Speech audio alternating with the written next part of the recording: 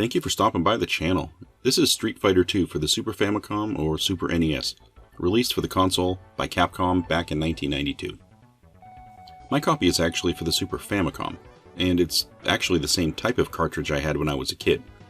We got our copy of this game like 2 weeks before the SNES version was released, because for some reason we managed to figure out how to order it from a company overseas, and it actually showed up really fast.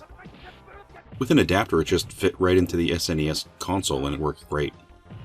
Now, I have this cart and an analog NT. It just plugs right in. This is a fighting game that is so well known it's almost useless for me to do any sort of in-depth review on its history. I think most people are going to know the basics of this game. This was sort of the start of the fighting genre, back in the very early 90s.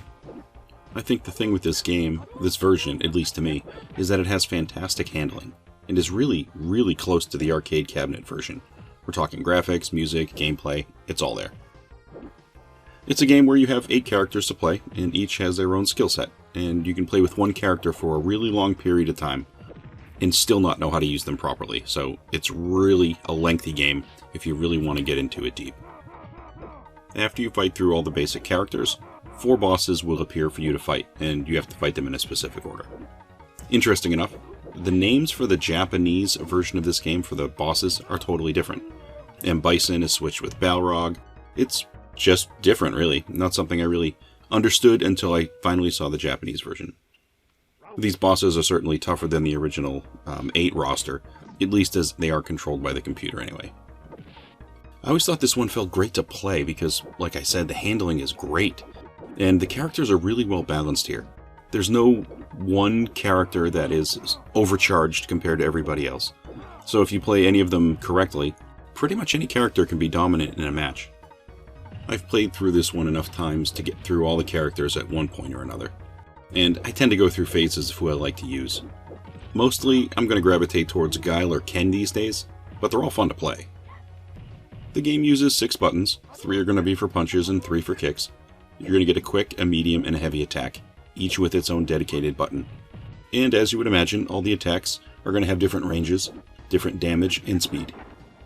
This was also a game that actually caused some systems to start using 6-button controllers. Before this game came out, I'm fairly certain the Genesis didn't actually have a 6-button controller, but after this one came out, it was kind of necessary, so you could start to get them after that. Each character is also going to have unique special moves that they can perform.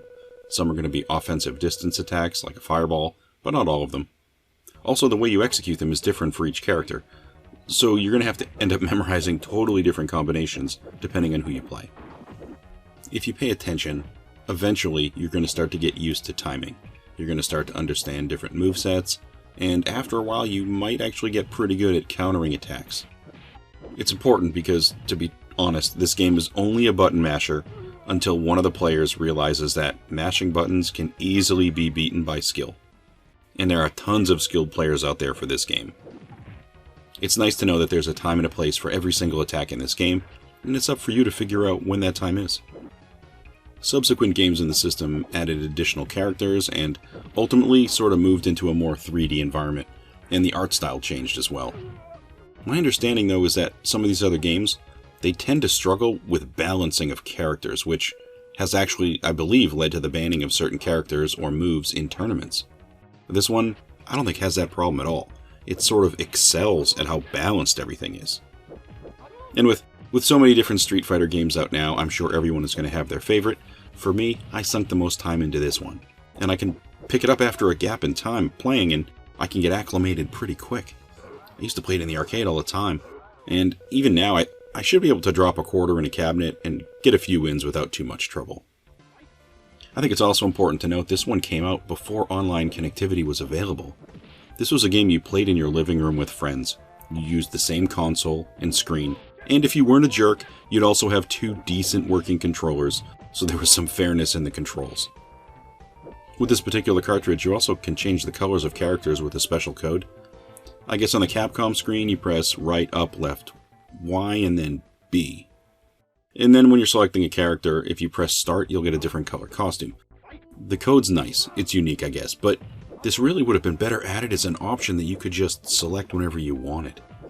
I mean, I remember the only way we knew that this existed when I was a kid was because the piece of paper came in the video game package that we bought. I don't remember if it was from the manufacturer or the person that sold it to us, but we had a slip of paper that gave us this code. But seriously, why would you hide this from people? This was a massive success and a fantastic seller. Why not just give one additional bonus to make it that much better? Now instead you've got a function that some people might not even know exists. The game sold a ton of copies, and honestly even now, finding one in the wild does not seem to be too much of an issue right now. The prices are also reasonable. I picked up this Super Famicom cart at a store for like $8 or $9. That's a good deal. There are plenty of crummy games out there for the SNES, but this is not one of them. If you're new to this system, seriously, it's really hard to go wrong with Street Fighter II for this console. Well, that's kind of all I really have for Street Fighter II for the Super Famicom or SNES. It's a great game to pick up and play, and it's also fun because friends can just join in the middle of a game, just like in the arcade, and I think that's great. Thank you for stopping by the channel to take a look, and I hope to catch you on another one.